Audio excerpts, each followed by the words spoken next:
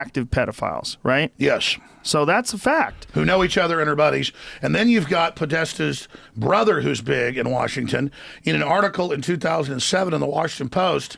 I'm going to try to give you the exact headline, which was something like radical art or something. And it's like naked photos of the neighborhood kids in their house, and then they're showing it, throwing it in your face. It's just crazy, but that's not even stuff I get into. But there is something to that, because some of his artwork was super disturbing that he had in his house, like little kids with their pink butts. Yeah, they were in their underwear, and it looked like they had been paddled. Yes, and they were all standing there with their butts facing. Well, see, it's as usual, very bizarre. Joe knows more about this than I do. See, and that's all I do is cover these real things. So let me give you the new news. So, but that is real. The government got pissed off about this. The pedophile rings have gotten so big that the intelligence agencies began to leak all this info.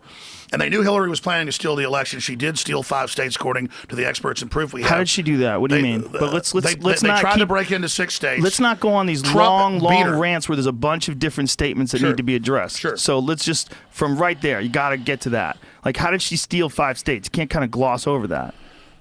Okay, no, she tried to. How did she do that? Tried to steal 6 states. She did steal 5 states. Well, Bev Harris, who's a big liberal, big Democrat, had the HBO documentary Hacking Democracy. Right. She's the leading expert.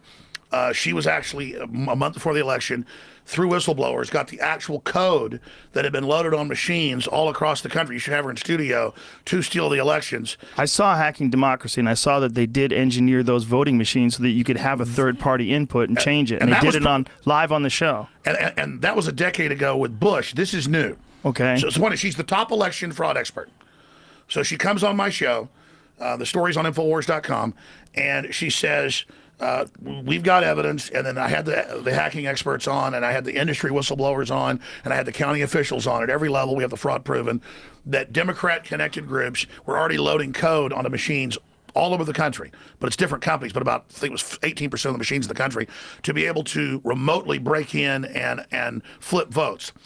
So, because they were aware of that, a bunch of states were waiting and watching, and Homeland Security broke in live into 6 states and kept trying to flip the results, and they even have screenshots and videos of them in the computers, in there clicking and doing it all. There's major investigations going on. You hear the news going, Trump's crazy. He claims illegals voted, to make it about illegals. That was one statement in a larger election fraud deal of actual computers. So Trump knows about all this. So she comes on and says they're planning this fraud. Then she comes on after the election and she says, yes, it's clear. Here's where precincts closed. Here's where all this happened, where 100% went for Hillary, or right after it closed, all the votes that then came in were 100% for Hillary. They didn't even care. But the landslide was so big for Trump, they couldn't steal it. She successfully stole 5 states. She tried to break into 6 others, or her controllers did, and got blocked. The tsunami for Trump was so huge, with the real polling we can break down later, that they still weren't able to steal it. And now patriots inside U.S. intelligence agencies are preparing to roll up the pedophile networks nationwide. That's why you've seen arrests in Pennsylvania, arrests in L.A. I haven't seen these arrests. Who's getting arrested? It's just now breaking, and it's big institutionalized. 474 arrests, 28 sexually exploited children rescued during statewide human traffic operation. They're getting down now. Holy shit. There's a takeover, right? Holy shit, but look at the numbers there. 474 people arrested. But they're only rolling up the Renfields that get the people for the psychic vampires.